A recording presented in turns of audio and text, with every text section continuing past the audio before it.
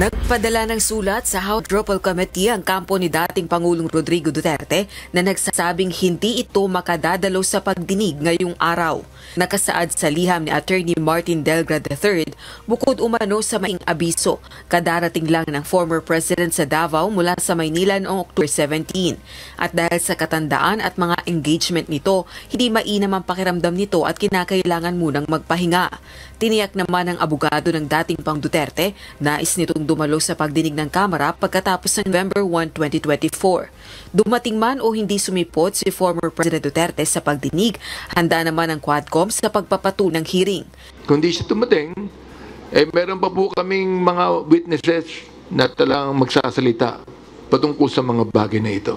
Samantala, sa gitna ng isyung pagsasagawa ng parallel Senate probe sa extrajudicial kills o EJ case sa anti-drug war ng dating Administrasyong Duterte, planong irekomenda ni House Quadruple Committee Overall Chairperson Representative Robert A. Barbers na magkaroon na lang ng joint hearing ang dalawang kapulungan ng Kongreso kaugnay ng issue.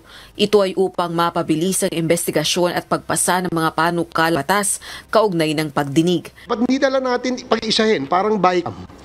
Ang dating, isang joint committee hearing, nandyan ang Kongreso, nandyan ang Senado, at nandyan yung ating investigasyon. Para mapabilis. Remember, 2 weeks ago, nag-file kami ng dalawang bill, no?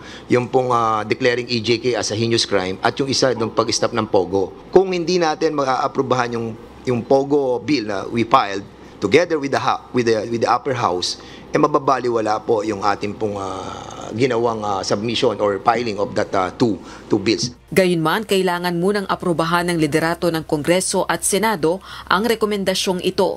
Ayon naman kay Senate President Francis Cheese Escudero, walang probisyon sa Senate rules na pwedeng magsagawa ng joint investigation ang dalawang kapulungan ng Kongreso. Rosa Licoz, UNTV News and Rescue.